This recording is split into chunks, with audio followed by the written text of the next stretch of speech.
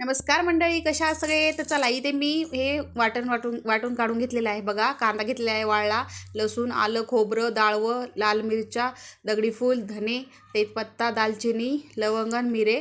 आता आपण याला भाजून घेऊया. खोबऱ्याला थोडंसं तेल टाकून भाजून घ्यायचं आहे छान असं ब्राऊन होईपर्यंत. सर्व जिन्नस आपण अशाच प्रकारे भाजून घेणार आहोत. मस्त अशी काळ्या मसाल्याची झणझणीत अशी आपण बेसन गोळ्याची आमटी बनवणार आहोत. हे बघा, आता याच्यामध्ये मी दालचिनी हे पण टाकलेलं आहे, तेजपत्ता वगैरे. आता सर्व जिन्नस आपली भाजून झालेले आहे. अशा प्रकारे सर्व मी वाटण भाजून घेतलेलं आहे. इथे आता आपण मिक्सरच्या भांड्यात टाकून घेऊया. आता आपल्याला हे सर्व टाकून घेतल्याच्यानंतर आपल्याला छान असं बारीक याचं वाटण काढून घ्यायचं आहे मिक्सरमधनं.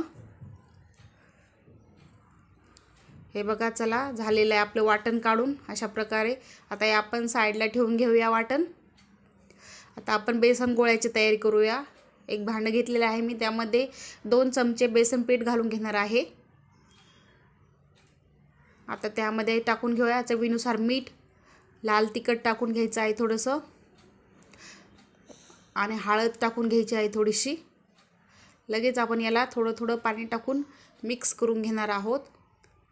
घट्टसर असा पीठ बनवून घ्यायचं आहे आपल्याला, जास्त पातळ नाही करायचं.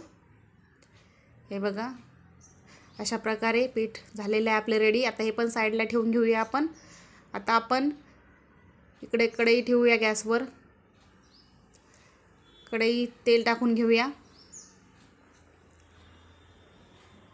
तेल छान तापलं की त्यामध्ये आपण मोहरी टाकून घेऊया. मोहरी छान तडतडली की त्यामध्ये लगेच आपण वाटण टाकून घ्यायचं आहे. हे वाटण छान असं परतून घ्यायचं आहे, छान तेल सुटेपर्यंत. हे बघा, झालेलं आहे आपलं वाटणाला तेल सुटलेलं आहे सुंदर बघा. आता आपण पाणी टाकून घेऊया.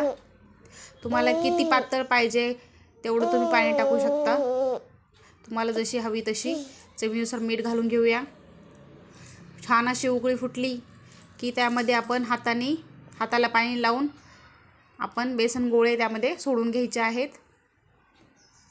हे बघा, अशा प्रकारे मी दाखवते तसे सोडून घ्यायचे आहेत. हे बघा, आणि मंद आचेवर छान असे त्याला शिजू द्यायचे. हे बघा, झालेली आहे आपली मस्त अशी झणझणीत काळ्या मसाल्याची बेसन गोळ्याची आमटी. भाकरीसोबत खाऊ शकता, भातासोबत खाऊ शकता, तुम्हाला जशासोबत खायचं त्याच्यासोबत खा तुम्ही. खूप सुंदर लागते, एक नंबर लागते, खूप सुंदर. नक्की ट्राय करा. रेसिपी आवडली असेल लाईक करा, शेअर करा, सबस्क्राईब करायला अजिबात विसरू नका. धन्यवाद.